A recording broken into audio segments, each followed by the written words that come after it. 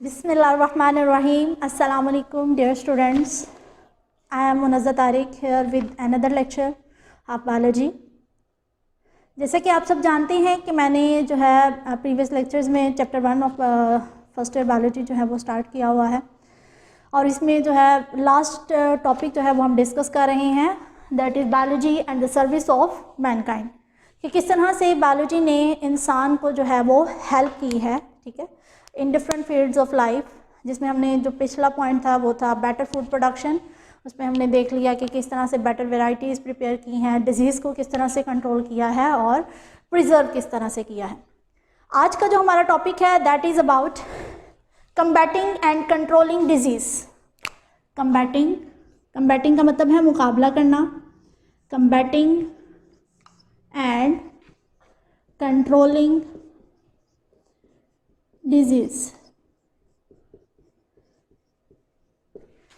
Combat कि हमने बीमारी के साथ लड़ना कैसे है और उसका जो है मुकाबला कैसे करना है, या उसके लिए क्या क्या प्रिवेंटिव मेजर्स हो सकती हैं, ठीक है। तो ये सारी इन्फॉर्मेशन जो है हमें आती है with the help of biology, यानी कि सबको जो है वो स्टडी करती है biology.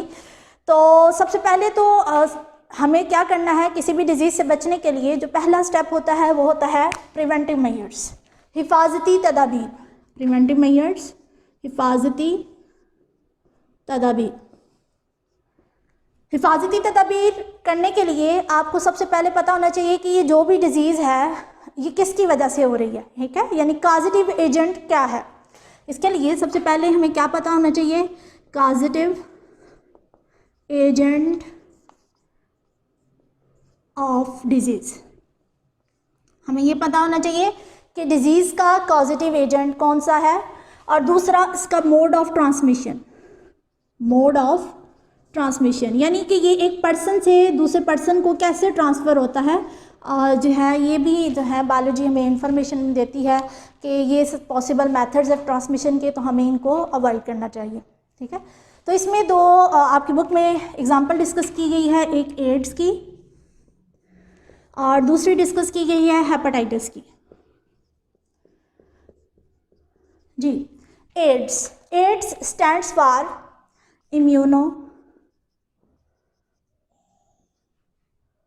acquired immuno deficiency syndrome। AIDS की फुल फॉर्म है एक्वायर्ड इम्यूनो डेफिशिएंसी सिंड्रोम। अब इस एड्स एक डिजीज़ का नाम है। अब पता ये कराना है कि एड्स का कॉजेटिव एजेंट कौन सा है, तो AIDS is due to HIV, human immuno deficiency virus. अब इसका हमें पता लग गया कि एड्स जो है वो that is due to HIV। अब इसका मोड ऑफ ट्रांसमिशन क्या है, मोड ऑफ ट्रांसमिशन है free sexual contact,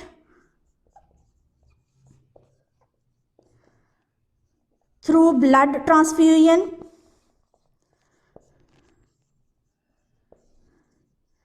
and use of contaminated syringes and surgical instruments।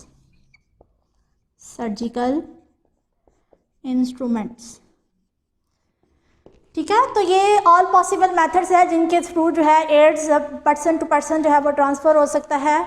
इसलिए किसी भी पर्सन को जो है ब्लड ट्रांसफ़र करने से पहले चेक कर लिया जाता है कि आइदर कि वो पर्सन जो है वो किसी डिजीज़ से इफ़ेक्टिव है कि नहीं है, ठीक है। तो ये जो फ्री सेक्सुअल कॉन्टैक्ट है या फिर ब्लड ट्रांसफ्यूजन और यूज़ ऑफ कंटामिनेटेड का मतलब है कि जो यूज़ हो चुकी हैं ऐसे पेशेंट्स पर जिनको एड्स था, अगर वो किसी हेल्दी पेशेंट की सर्जरी के लिए इस्तेमाल की जाए तो ऑब्वियसली जो है वो डिजीज़ जो है वो हेल्दी पर्सन को भी जो है वो ट्रांसफ़र हो जाएगी। अब चूँकि अभी तक एड्स की कोई वैक्सीनेशन जो है वो अवेलेबल नहीं है मार्केट में, तो डॉक्टर्स सिर्फ यही एडवाइस करते हैं कि इन सारे मेथड्स को, जो इसके पॉसिबल मोड ऑफ ट्रांसमिशन है, इनको अवॉइड करें, ठीक है, और केयरफुल रहें। ठीक है। तो ये बायोलॉजी जो है वो अगर वैक्सीनेशन अवेलेबल नहीं है तो कम्युनिटी को अवेयरनेस देती है कि आपने किस पॉसिबल मेथड कौन कौन से हैं किसी भी डिजीज़ को अवॉइड करने के लिए। उसके बाद जो नेक्स्ट डिजीज़ डिस्कस की गई है वो है हेपेटाइटिस। हेपा कवर्ड लीवर के लिए है और आइटिस फॉर इन्फ्लेमेशन। तो hepatitis is basically inflammation of liver and इसका भी कॉजेटिव एजेंट जो है वो है हेपेटाइटिस वायरस।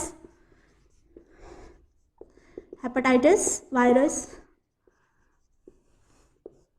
अब इसका मोड ऑफ ट्रांसमिशन क्या है? That is blood transfusion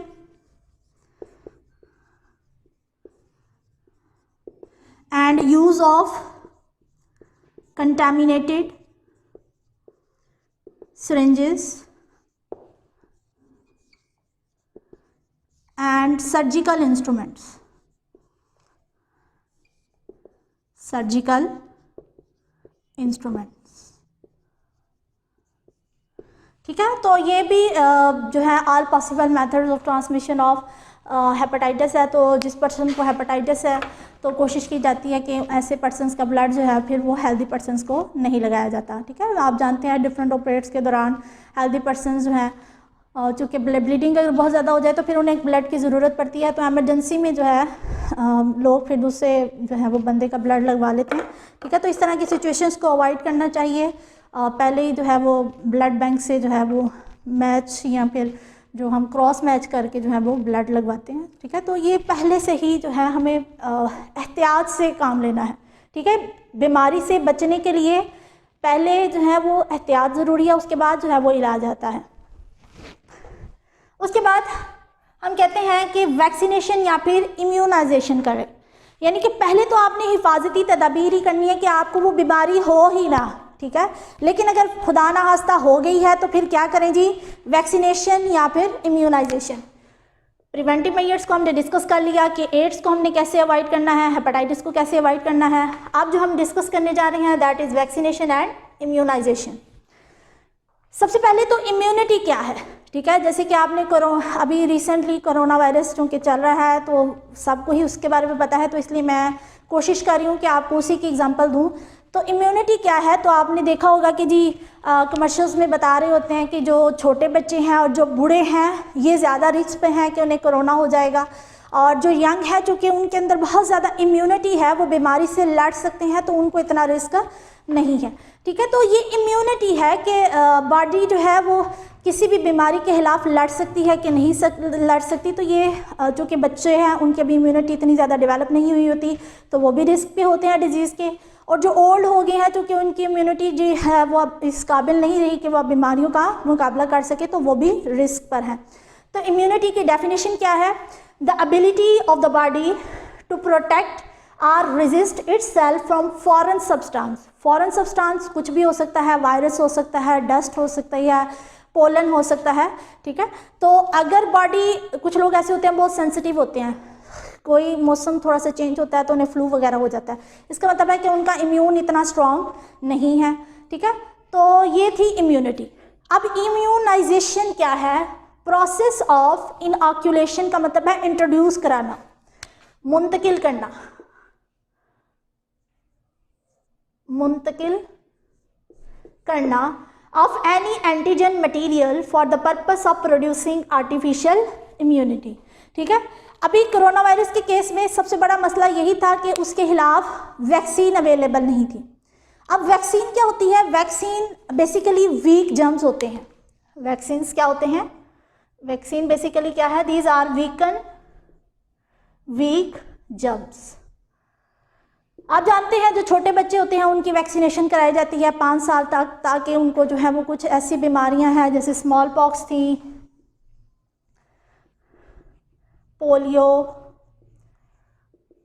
whooping cough. ठीक है। ये जो कुछ मैंने आपके सामने डिजीज़ लिखी हैं, पुराने ज़मानों में ये बहुत वर्स्ट डिजीज़ कंसिडर की जाती थी क्योंकि उस वक़्त इनकी वैक्सीन अवेलेबल नहीं थी। ठीक है। लेकिन चूंकि अब जैसे ही बच्चा पैदा होता है उसकी वैक्सीनेशन हम करते हैं, 5 साल तक वैक्सीनेशन चल रही होती है, तो हम उनके अंदर इन बीमारियों के खिलाफ वीक जर्म्स जो है वो इंट्रोड्यूस करा देते हैं। अब जैसे ही जर्म्स इंट्रोड्यूस होते हैं बॉडी उसके लिए एंटीबॉडीज़ जो है वो बना लेती है। बॉडीज़ क्या बना लेती है उसके अगेंस्ट? एंटीबॉडीज़। ठीक है, लेकिन ये डिजीज़ नहीं काज कर सकते क्योंकि ये क्या है? वीक जर्म्स हैं। अब फ्यूचर में अगर वो पर्सन जो है इस पोलियो के या स्मॉल पॉक्स के वायरस से जो है वो अगर उसका एक्सपोजर होता भी है तब उसको डिजीज़ नहीं होगी क्योंकि उसके अंदर ऑलरेडी एंटीबॉडीज़ जो है वो प्रोड्यूस हो चुकी हैं। तो ये इस तरह से जो है वो वैक्सीन जो है, वैक्सीनेशन का प्रोसेस जो है वो काम करता है। वैक्सीनेशन यानी वैक्सीन लगाना। सबसे पहले जो वैक्सीन थी वो एडवर्ड जेनर ने डिस्कवर की। Edward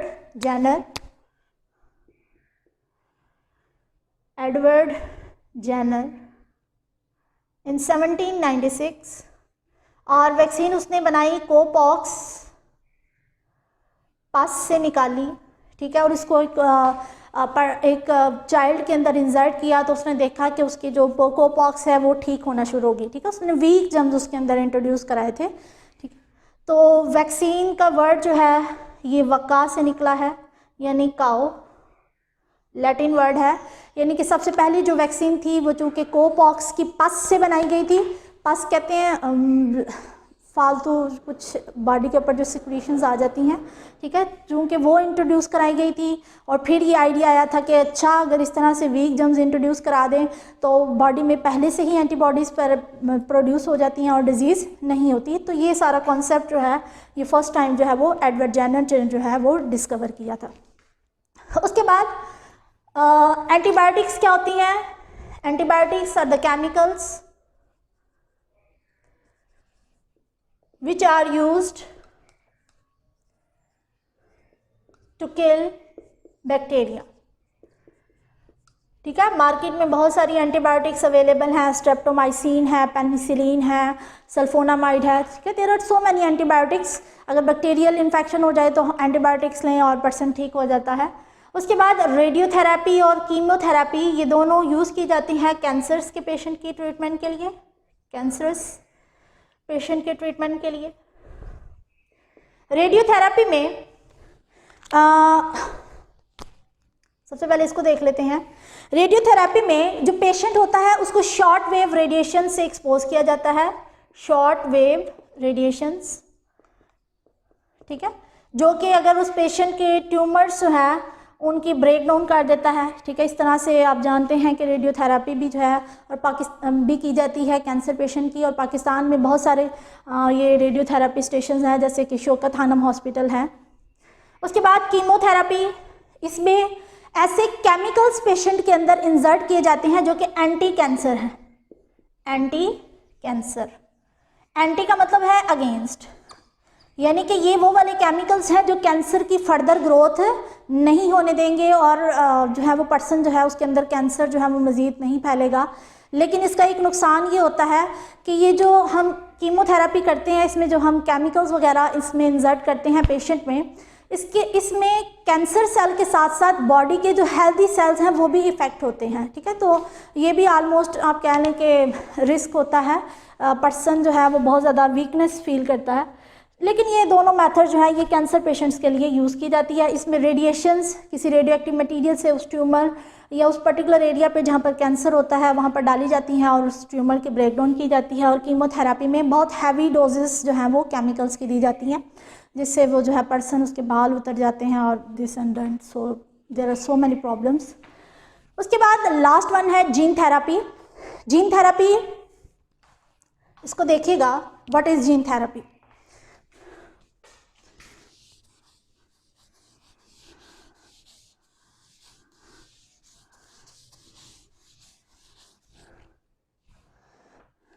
gene therapy, gene therapy में हम क्या करते हैं? Removal of defective gene, removal of defective gene, यानी कि अगर किसी पर्सन के अंदर कोई जीन डिफेक्टिव है, डैमेज है, उसको रिमूव करें एंड इंजर्शन उसके अंदर डालें, इंजर्शन of healthy gene, healthy gene through bone marrow, bone marrow के थ्रू हम उसके अंदर हेल्दी जीन को इंसर्ट करें तो दैट इज जीन थेरेपी। जो मोस्ट इम्पॉर्टेंट है डिजीज़ से बचने के लिए, that is IDM। Previous lecture में भी इसको मैं थोड़ा सा डिस्कस कर चुकी हूँ।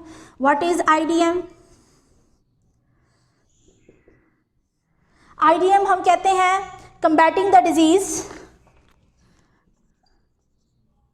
क्योंकि ये लाइट हो गया है, मैं ज़रा मार्कर चेंज कर लूँ। कंबैटिंग का मतलब है disease, combating the disease utilising all possible methods, utilising all possible methods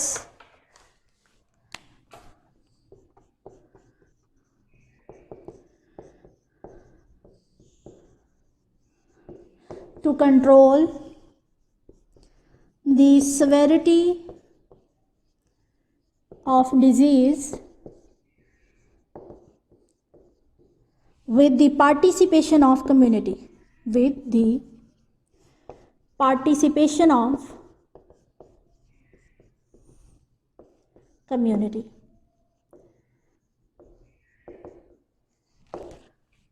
ठीक है, IDM में हमने जितने भी बीमारी को कंट्रोल करने के जितने भी पॉसिबल मेथड्स हैं उन सब को इकट्ठा करना है, यानी कि आपने प्रिवेंटिव मेजर्स भी लेनी है। ठीक है, प्रिवेंटिव मेजर्स यानी कि कोशिश करें कि पहले वो आपको बीमारी हो ही ना, फिर अगर हो गई है तो वैक्सीनेशन या इम्यूनाइजेशन का प्रोसेस हमारी बॉडी को जो है उस बीमारी के खिलाफ इम्यूनिटी प्रोवाइड करता है।